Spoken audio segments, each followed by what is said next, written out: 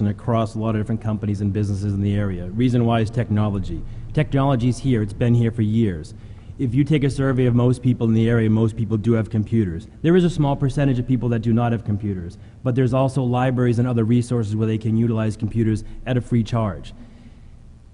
I'm coming forth today to actually commit to you guys to actually update the online service as often as possible. Keep everyone in the town apprised as to the information going on in the town. For those who are not able to get a computer, try and come up with different ways, utilize them, take their input, get feedback from them, and other ways we can get to communicate to them of what's going on in the town. I commit to give more information than less. I believe the information's out there. People can get the information, try and work on office hours, extending office hours, try and get outdoor boards so people walking by can view that, get signage around, put more signs up on the building, outside, exterior, so people can view it as they're walking by. Great, thank you. Our next question, this might be a little bit of overlap of what we just talked about, but if you were to succeed in being voted in, what is the main change or update that you would see as needed in the clerk's office? So, Dave? Thank you. Again, I think that the one thing that I see as a growth path for the clerk's office is the availability of information. And I just can't say enough about that, because we live in a time that everybody is very busy. And you need to be able to see minutes from all the local boards. You may want to comment on things that are happening in town, but you can't actually attend the meetings. That kind of information the clerk can make available.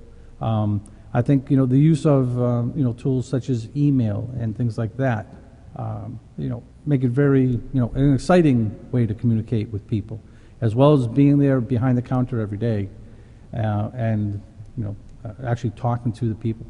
I think that's it. Great, thank you. And John? I think the biggest challenge that's facing the town clerk's office is the same challenge that's facing most businesses and governmental institutions everywhere in the country. And that is to advance their technology with meaningful purpose when they have an opportunity to do so. And as I had just mentioned, because as Jeff pointed out, there's a bit of overlap here, it's very important to make sure that whatever we do for the technology meets the budget requirements that we have in the community. The biggest issue that we're facing is not whether we can put new technology online, but whether we can have a budget that's necessary to meet all the needs that our community has. And I believe that we have to work strongly and be strong advocates within the office to make sure that the selectmen and all other people who have a jurisdiction over our budget fully understand what it is that we need to implement. The technology by itself is a wonderful thing, but it's not a magic wand if it's not implemented properly. And my focus would always be on making sure that we had the resources, and the first and foremost resource that we need is the resource of money. And that is how I would attack the problem. As to people who didn't have access to the internet, I would make sure that there was outreach programs to them, that there was opportunities to speak before different groups like the elderly or the school groups or veterans groups or people in the Rotary and the like, so that they could have information about what was going on in the town. There's more than one way to get information out. The technology is one means of it. Hopefully we'll have the budget for it, but there are many other things that we can do, some of which I just mentioned. Great, thank you. And James? Change in the office. It's very tough for me to come up and give you changes right now as to how I would change things in the office because I'm not there. I have a background of 10 years of service orientated to the people I've worked for in customer service. I will bring forth customer service. I will bring forth quality. I will bring forth quality and quality service to the citizens as they come in the office. I will make sure you're greeted with friendliness. I will make sure your question asked is answered rather quickly. I will use all the resources I have at my hands to get you the information you need quicker and more clearer so you understand all the information at hand. I will use the computer. I will use the phone. I will communicate myself. I will speak with you directly. I will not hide behind a desk. I never hide behind a desk. I believe that the citizen, in my mind, is the customer, and the customer comes first. Great, thank you. So moving away from technology, getting that FaceTime in actually goes to my next question is for people such as myself who work out of town, Do you feel the clerk's office should be open at least one night a week for those people who do need to interact with the clerk's office during non-typical business hours? So, Dave? Thank you. Yes, I mean, this is something I've been advocating for a fairly long period of time. Again, in a time when most people are out of town probably by 7:30 and not back in town before 6 or 6:30. I think one night, a night that, you can mutually select, possibly the same night as a selectmen's meeting, so the town hall is already opened, already being, power's already on, lights are already on, heat's already on. But I think it's important that everybody gets a chance to come visit the clerk's office, get the information that they need, or ask questions, whatever you need. And that's not always happening. It can always happen during the normal, what we'd consider normal business hours. You really need those hours. You need that face time, that time to actually be standing there and talking. Sometimes it's not information. Sometimes it's just giving a resident a little bit of reassurance that yes, they're new to town, but you can help them find the right place to go. It's that kind of information that doesn't always happen during the normal workday when everything's busy, because there's a lot of people in town hall during the normal workday as well, residents that live in town or retired residents. Those people, you talk to them, but you need to be able to talk to people that have very active schedules, whose kids are in soccer or baseball, and it can only make it down to the clerk's office, maybe after 7 o'clock when the sun starts to go down. I want to be there late. I want to be there for the people.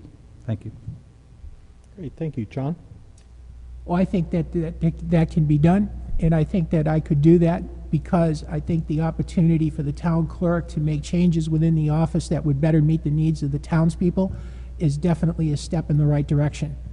The opportunity to do that, I believe, would take a bit of study in order to find out what are the best nights, what is the best times, and what are the questions and what are the needs of the people.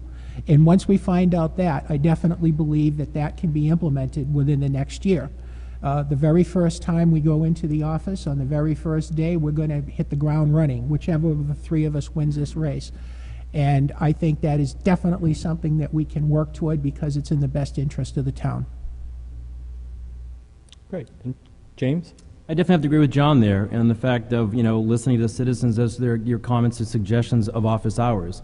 Who's to say what day it is, whether it be a Saturday, till noon, whether it be a Tuesday, whether it be a Wednesday. I look for the citizens to give feedback as to what day would best suit them and try and take a majority on that and try and come up with a plan that we can do that, whether it be once a month, twice a month, and come up with a plan that we're going to be there to service the citizens in the town to be able to get the information at hand.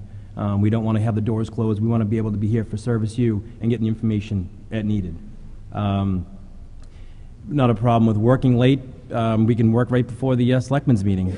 Very open to suggestions. There will be a suggestion box out there. Everyone has my email. I do have cards back there with my email on there. Once I get in, hopefully I get in, or whichever one of us gets in, we would actually utilize you guys for information, for suggestions on better serve you. Great, thank you. And our last question for you guys before we do our closing, before you do your closing statements, is since this is a position that would be new to any one of you, what method would you use to get up to speed with responsibilities in the clerk's office? Thank you, Dave. I ran for the clerk's position 5 years ago, and I learned a very important thing, and that's that there is a mass association of town clerks. I've been in touch and talked to the president of that firm. I've also been talking with members of it from Groton, the Groton town clerk, and a couple other towns, one of them being like Lexington.